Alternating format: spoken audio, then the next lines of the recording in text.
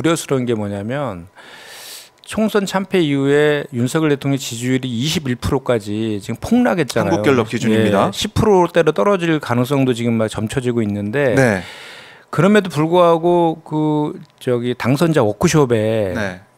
저기 우리 임기가 시작된 5월 30일에 가서 첫마디로 한 일성이 엎어꺼 세라면 둘째치고 각오는 잊자. 그리고 우리는 하나다. 뭐 이런 식으로 얘기했잖아요. 네.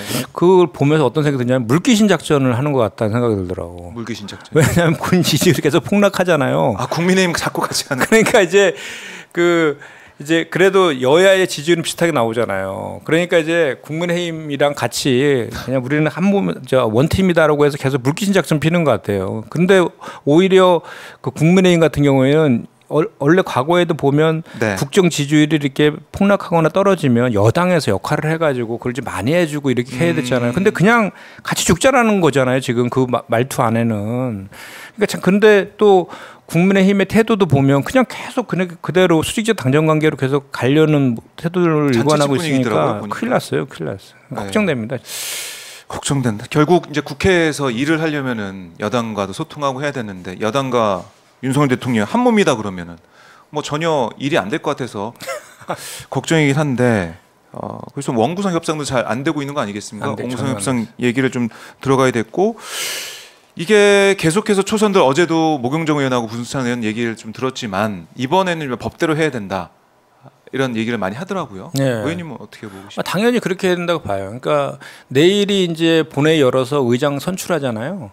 그리고 6월 7일까지 상임위원장을 선출하게 되어 있습니다. 네. 근데 3주 전부터 그 여야 원내대표단 간에 그 협상을 했었거든요. 근데 어떤 대안도 국민의힘에서 제시하지 않고 있다 그러더라고요. 그냥 관례대로 해야 된다 얘기만 반복적으로 하고 있다라고 하고 있더라고요. 그래서 지금 우리 더불어민주당 입장에서는 21대의 그런 그 효능가 없는 국회에 대해서 이번 총선에서 심판을 받았기 때문에 네. 그걸 되풀이해서는 안 된다라는 것이 명확한 우리의 원칙입니다. 그리고 다 확인된 내용이기 때문에 그 절차대로 법대로 갈 것이고 최대한 그 여당과의 그 협의를 통해서 합의를 이끌어내려고 노력하겠지만 지금처럼 계속 여당이 태도가 바뀌지 않는다라고 하면 법대로 다수결의 원칙에 의해서 갈 수밖에 없는 것 아니냐라는 네. 입장에서 갖고 있는 거죠. 그래서 우리 당 같은 경우는 이미 상임위의 그 의원 배정은 다 끝났어요. 다만 이제 그 저기 18개 상임위에 대한 그 원구성이 여야 간 합의가 될 때를 대비해 가지고 3선 이상, 네. 3선 이상 중에서 상임위원장 하잖아요. 3선 이상은 배정하지 않고 지금 보류 중에 있죠. 위원장 자리를 예, 비워놨다. 예, 3선 이상은 위원장 자리는 비워놨습니다. 배치는 안 하고 있고. 네. 의원님은 정무위로 가시는 거죠? 예, 정무위 배정 받았습니다. 정무위 배정을 받았고 예. 결국 원구성 상임위원장이 누가 되느냐 중요한데 예. 핵심은 법사위원장은 운영위원장 아니겠습니까? 그렇죠. 예. 추경호 원내대표 그런 얘기 하더라고요. 아니 법사위원장을 지금 여당에서 가지고 있어야지 국회의장이 지금 민주당 출신인데 결국 견제가 되는 게 아니냐. 입법 독재, 입법 독주하려는 거 아니냐. 민주당의 겨냥을 또 계속 하고 있더라고요. 그래서 21대 후반기대로 그때 뭐 김도호 법사위원장이 있었지만 그런 식으로 또 운영위원장도 여당 대표가 가져가는 관례대로 하자라는 겁니다. 저는 일단 여당이 야당을 견제한다는 그 얘기도 좀 이상하고 그 일단 법사위에서 그래서 그 이제 국민의힘에서 법사위원장을 한 다음에 그동안 어떻게 했습니까? 그러니까 그 우리가 처음에 사실은 그 법사위에서 체계 자구 심사권만 둬야 된다. 근데 실질적으로 법안 심사의 권한을 계속 행사하고 있으니까 모든 민생 법안이나 그렇죠. 개혁 법안들이 법사위에서 논의조차도 되지 않은 상태에서 다 발목 잡혀 있었잖아요. 그래서 네.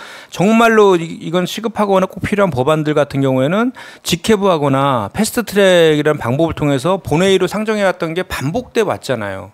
그럼 앞으로도 그러니까 사실은 법사위를 네. 국민의힘이 한다 하더라도 우리 민주당 입장에서 보면 좀 전에 얘기했던 그 방식으로 계속 할 수밖에 없어요. 똑같은 방식이 저기 그 국민의힘에서 법사위에서 계속 법안을 발목 잡는다고 하면 그럴 필요가 없잖아요. 그냥 법사위를 우리가 그 민주당에서 법사위원장을 하게 되면 거기서 충분한 논의를 할 수 있는 거 아닙니까? 법사위에서 논의하고 그렇죠. 상정하고 할 수 있는 거잖아요. 네. 그리고 상정되는 건 똑같은 거잖아요. 똑같은 건데 왜 시간을 끌고 거기서 지체시키냐 이거죠. 그래서 저는 이번에 그 법사위는 반드시 우리 그 민주당이 해야 된다라는 생각을 갖고 있고 네. 그 다음에 그 이후에 반드시 법사위의 기능을 체계자구 심사권으로 그 여야가 다 논의하고 했던 것인데 다 유연무에 된 거잖아요. 그렇게 바꿔야 된다라고 생각해요. 네. 자, 향우님께서 김현정 의원님 22대 믿습니다. 마리맘님도 김현정 의원님 응원합니다. 이런 댓글도 주고 계시고, 네, 감사합니다. 이선영님도 김현정 의원님 응원합니다. 이렇게 댓글 주고 계신데요. 저희 오마이 TV 보시면서 좋아요 버튼 지금 보시면서 한 번씩 김현정 의원 응원하시는 분들, 네. 박종희 기자 응원하시는 분들 좋아요 버튼 한 번씩 꼭 눌러주시면 고맙겠습니다. 자, 그러면 법사위원장을 민주당에서 가져온다. 운영위는 어떻게 됩니까? 운영위는 그걸로 뭐 협상 카드로 해가지고 운영위는 넘겨주고 법사위는 가져온다. 이렇게 가능성이 있습니까? 그렇지는 않고요. 운영위도 지금 대통령실을 저 피감기관으로 두고 있는 거잖아요. 운영위 21대에 거의 기능을 못했어요. 그렇죠. 그 나와서 그 대통령실에서 하는 태도들 보셨잖아요. 네. 자료도 내지도 않고 답변도 불성실하게 하고 막 그 다 TV로 국민들이 직접 보셨잖아요. 그리고 운영위가 안 열렸어요, 거의 열리도 않을 뿐만 아니라 뭐 자료도 안 내고 뭐 그런 식으로 했잖아요. 네. 근데 대통령실에 대해서 오히려 대통령실이 국정에 대한 컨트롤 타워로서 이렇게 국민들한테 신뢰를 얻는 것이 아니라 각종 의혹의 생산지로 지금 대통령실이 지목받고 있잖아요. 이 최혜병 사건도 그렇고. 네. 그런 거에 대해서 제대로 국민들한테 알리려면 운영위원장도 우리 민주당이 해야 된다라는 게 우리 이제 입장이죠. 그러면은 이게 어떤 협상 카드나 타협의 하나 방편으로 되는 건 아니다. 뭐 딜을 하기 위해서 운영위원장 카드를 놓고 뭐 뺐다 넣었다 하는 건 아니다. 이렇게 그런 거 보면 될까요? 예. 알겠습니다. 그럼 민주당이 그러니까 22대는 제가 21대도 취재하고 뭐 그전에 취재를 꼭 해봤지만 21대랑은 22대 좀 다른 느낌입니다. 민주당 같은 경우도. 그러니까 항상 작용과 반작용이 네네. 있잖아요. 그 21대 때에 했던 그런 국회의 무기력함에 대해서 이 총선에서 분명 심판했지 않습니까? 그 윤석열 검찰의 네. 그런 무차별적인 압수수색에 대해서 속수무책으로 당했고 또 상권 분립을 이제 부정하는 듯한 벌써 14번째 거부권을 행사했습니다. 2년 차에.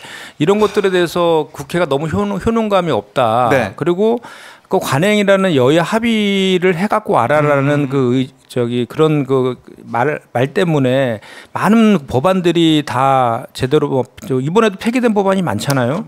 그런 식으로 반복되는 거에 대해서는 더 이상 용납하면 안 된다라는 것이 이제 22대의 우리 민주당의 입장이죠. 네.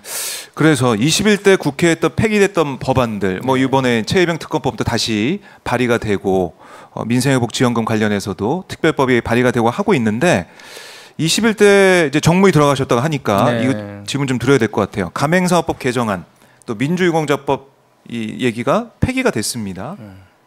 이거 어떻게 좀 보고 계십니까? 뭐 당연히 이제 재발의가 되어야 되죠. 그리고 이제 오늘 2시에 우리 정무위 네. 의원들 첫 모임이 있거든요. 거기에서 이것을 당론으로 재발의할 것인지 아니면 네. 그냥 정무위 안으로 발의할 것인지에 대한 논의들은 있을 건데 당연히 이제 재발이 돼야 된다고 봐요. 그러니까 그 민주유공자법하고 가맹사업자법 두 가지가 이번에 네. 이제 폐기가 됐는데 하나는 이제 민주유공자법은 윤석열 대통령이 거부권을 행사했고 그 가맹사업법 같은 경우는 여야 합의를 해와라라고 해서 의장이 폐기시켜 이제 상정을 안 해서 폐기됐어요. 두 건에 대해서. 김진표 의장이 예. 상정 안 했군요. 마지막까지 그렇게 하셨죠. 네. 그래서 이제 이게 그 두 법안을 살펴보면은 민주유공자법 같은 경우에는요 작년 12월 달에 상임위에 통과했어요. 근데 법사위에서 논의를 뭐 올려주질 않으니까. 법사위에서. 그래서 부득이하게 본회의에 올렸다. 그래서 이게 뭐 우리 더불어민주당이 일방적으로 뭐 한 건 아니고 충분하게 논의하자고 했음에도 불구하고 논의가 안 됐군요. 논의도 안 됐고 어쨌든 그런 과정을 통해서 상임위가 통과된 법안을 네. 그 본회의에 올렸다라는 그 얘기를 먼저 좀 하고 이 내용이 뭐냐면 윤석열 대통령이요. 네. 윤석열 대통령 특징이 말따 행따라 그러잖아요. 말따로 행동따로. 그런 것들 워낙 이제 반복적으로 되어 있었는데 이것도 그 중에 하나 대표적인 거예요. 뭐냐면 네. 취임 1년차 때 윤석열 대통령이 6월항쟁 기념사에서 뭐라 그랬냐면 네. 민주화 희생자들을 기념하고 예우하겠다 네. 이렇게 얘기했어요. 그 내용에 관한 법이거든요, 이게. 근데 거부권을 행사했잖아요. 그러니까 이제 말대행따의 전형적인 거죠.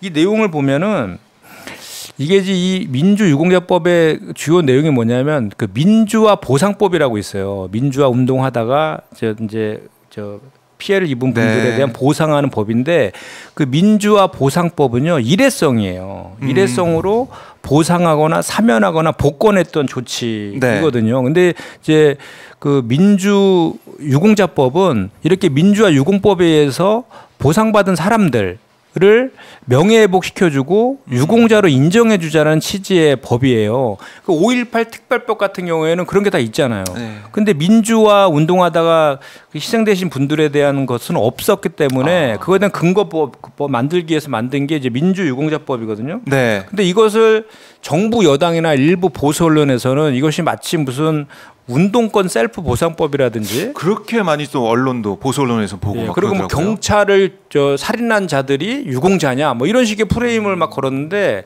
그런 내용들이 전혀 아닙니다. 이게 그러니까 그 얼마 전에 이제 육시방장의 도화선이 육시방장하면 그리고 떠오르는 이제 박종철 이한열 열사 있잖아요. 네. 박종철 열사의 어머님도 또 돌아가셨거든요. 네. 이제 이런 분들에 대해서 좀 이렇게 예우하겠다라는 그 내용들의 법안이고 내용도 보면은 그 민주화 운동을 하다가 그 다쳤을 때 의료 지원이라든지 요양이나 진료해주는 그 정도예요. 네. 내용이. 그리고 뭐 일부에서 얘기하고 있는 무슨 취업이라든지 뭐 금융이라든지 무슨 그 교육에 있어서 혜택을 주는 게 전혀 없어요. 네. 특혜라는 표현을 적절하지도 않거든요. 네. 그리고 또 하나는 이제 민주유공자로 인정되는 여부도 보훈심사위원회의 심사를 받도록 되어 있거든요. 일방적으로 무조건 되는 게 아니거든요. 그리고 아까도 얘기했지만 무슨 그 이게 국보법이라든지 그 이제 형법상 살인죄라든지 내란죄라든지 뭐 네. 미성년자 약취 유인 이렇게 해서 형이 확정된 사람들은 다 제외됐거든요. 그래서 결국은 남는 것은 민주화 운동하다가 다친 사람들에 대한 명예회복 요거 내용하고 의료 지원 정도만 남아 있는 것인데 네. 이것을 무슨 이게 그 윤석열 대통령이 그럼 그런 말이라도 하지 말든지 그 정도의 내용이다라는 거고요. 가맹사업법 관련해서도 이제 이런 겁니다. 이게 사실 이제 국회의장께서 여야 합의 요구하면서 상정하지 않아서 파기된 건데 그런 것들 때문에 이거는 정말 민생 법안이거든요. 그렇죠. 민생 법안인데 그 민생 법안들을 그렇게 상정시키지 않는 그런 것들에 대한 심판이 이번 총선에서 이루어졌는데 그것이 마지막 국회에서도 결국은 다시 재연된 것이 너무나 좀 아쉽더라고요. 네. 이게 대표적인 민생 법안인데 내용이 뭐냐면 이제 우리 자영업자들 있지 않습니까? 이제 그 가맹점 사업자라고 하죠. 이 가맹점 사업자들이 단체를 등록하게 해가지고 네. 그 가맹점 사업자들 단체하고 그 가맹 본부 있지 않습니까? 프랜차이즈 회사들 하고의 그 상생 협약을 체결할 수 있는 네. 그 내용의 법률이에요. 너무나 가불관계가 심하고 기울어진 운동장이잖아요. 네, 이 네. 자영업자와 그 가맹 본부 간에 그 정도의 내용이고 이것이 예를 들어서 이제 또 여당과 정부에서 또 일부 언론에 보수 언론에 주장하는 것은 이게 같이 무슨 가맹점 단체들이 노동조합을 만들어 가지고 그 가맹 본부 그 기업들의 무슨 뭐 경영권을 침범한다든지 뭐 이런 식으로 악용될 것이다라고 막 하는데 그런 내용 전혀 아니거든요. 그러니까 그런 기본적인 아주 기초적인 내용을 협의를 요구할 수 있는 권리인데 협의에 응하지 않더라도 네. 시정 조치하는 정도의 최소한의 조치밖에 없어요. 뭐 가맹본부를 처벌한다는 이런 내용도 없거든요. 이런 내용인데 지금 얼마나 고물가라든지 경제 침체로 자영업자가 힘듭니까? 그럼요. 그거에 대한 최소한의 민생 법안인데도 불구하고 이렇게 파괴된 것은 너무나 아쉽다 이거죠. 그래요. 지금 뭐 윤석열 정권의 실정이나 여기에 대해서 특히 여러 가지 의혹에 대해서 우리가 특검이 필요하다, 네. 수사가 필요하다 이게 외치고 있지만 네. 그것과 함께 민생도 함께 돌봐야 된다. 그럼요. 민생도 챙겨야 된다. 네. 이재명 대표도 강조하지 않았습니까? 맞습니다. 예. 정부의 역할이 중요하다 이런 생각이 들고.